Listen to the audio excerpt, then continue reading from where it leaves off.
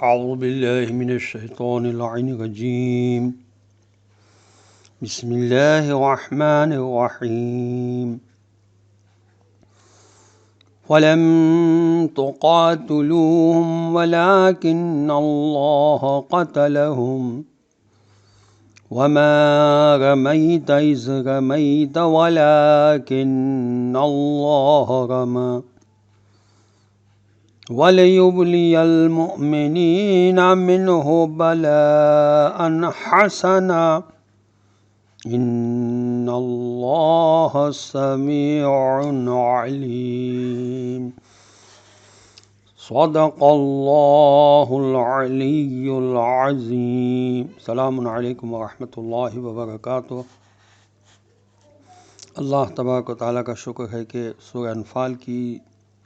17 number کی آیت کی تلاوت کا شرف میں نے حاصل کیا۔ اس کا ترجمہ یہ ہے، پس حقیقت تو یہ ہے کہ اگر تم لوگوں نے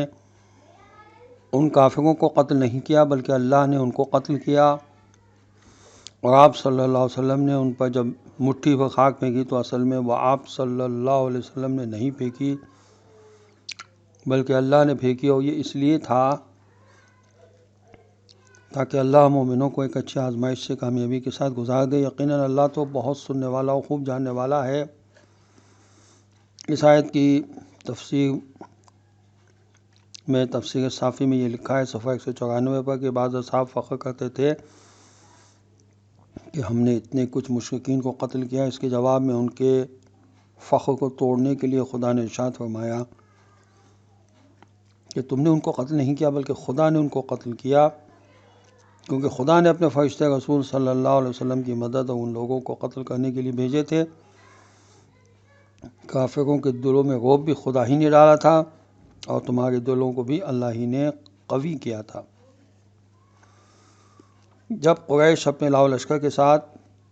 لڑنے کے لیے آئے تو جبرائیل علیہ السلام نے جناب رسول خدا صلی اللہ علیہ وسلم سے عرض کی کہ آپ صلی اللہ علیہ وسلم مٹھی بھر مٹی ان کی طرف پھینک دیجئے۔ حضور اکرم صلی اللہ علیہ وسلم نے حضرت علی علیہ السلام سے فرمایا کہ ایک مٹھی کنکریاں جو بہت چھوٹی چھوٹی ہوں ڈھونڈ کر لے آؤ اور مجھے دو۔ پھر حضور صلی اللہ علیہ وسلم نے وہ کنکریاں قریش کے چہروں کی طرف پھینک دیں اور فرمایا شاہت الوجوہ، یعنی چہرے غبار آلود ہو جائیں۔ پھر کیا تھا، کوئی ایک مشرک نہ بچا جس کی آنکھوں میں وہ مٹی نہ پڑی ہو، وہ سب اپنی آنکھوں کو بلے میں مشغول ہو گئے، اور مومنین نے حضور صلی اللہ علیہ وسلم کے حکم سے حملہ کر دیا، مشرکوں کو قتل بھی کیا اور قید بھی کیا، اور اس طرح شکست دی۔ اب جو مسلمان پلٹ کر آئے تو فخر کرنے لگے، ہر ایک کہتا تھا کہ میں نے فلاں فلاں کو قتل کیا۔ اس وقت خدا نے یہ آیت نازل فرمائی جس میں سمجھایا گیا کہ تمہاری فتح کا اصل سبب تمہاری بہادری نہیں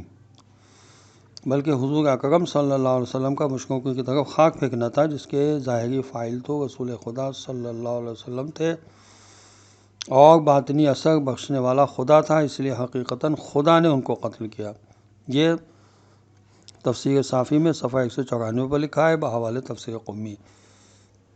اور تفسیر قرطبی میں نے لکھا ہے اس آیت کے ذیل میں کہ محققین نے نتیجہ نکالا کہ فاعل حقیقی اور مؤثر اصلی صرف اللہ کی ذات ہے، اگرچہ عالم اسباب میں خدا اسباب سے کام ضرور لیتا ہے آلے کے طور پر۔ تفسیر ابن کثیر میں لکھا ہے یہی بات یہاں سمجھائی جا رہی ہے کہ جنگ جو فتح ہوئی ہے وہ تمہاری طاقت، قوت اور امداد اعداء کو قتل کرنے کی وجہ سے فتح نہیں ہوئی، یہ تو اللہ کی ذات نے تمہیں فتح عطا فرمائی ہے۔ تفسیر جساس نے لکھا ہے کہ مقصد یہ ہے کہ تمہارے بس میں نہ تھا کہ خاک کا ہر ذرہ ہر کافر کی آنکھ میں پہنچا دو، یہ خدا کی قدرت کا معجزانہ عمل تھا کہ تمہاری مٹھی بھر خاک ہر مشرک پر آنکھ کا کانٹا بن گئی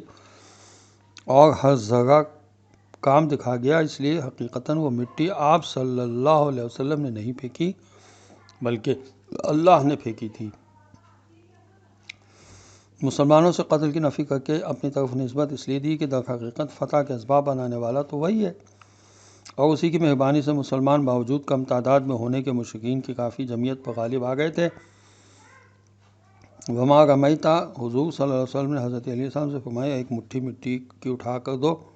چنانچہ حضرت علی علیہ السلام نے ایک مٹھی مٹی اٹھا کر دی جس میں سنگریزے بھی تھے، بس شاہت الوجوہ کہہ کر کفار کی طرف پھینکی تو کوئی مشرک نہ بچ سکا جس کی آنکھ ناک یا منہ میں وہ نہ پڑی ہو۔ یہ تفسیر انوار النجف کی جلد 6 صفحہ 191 پر لکھا ہے۔ وآخر دعوانا ان الحمد للہ رب العالمین، والسلام علیکم ورحمۃ اللہ وبرکاتہ۔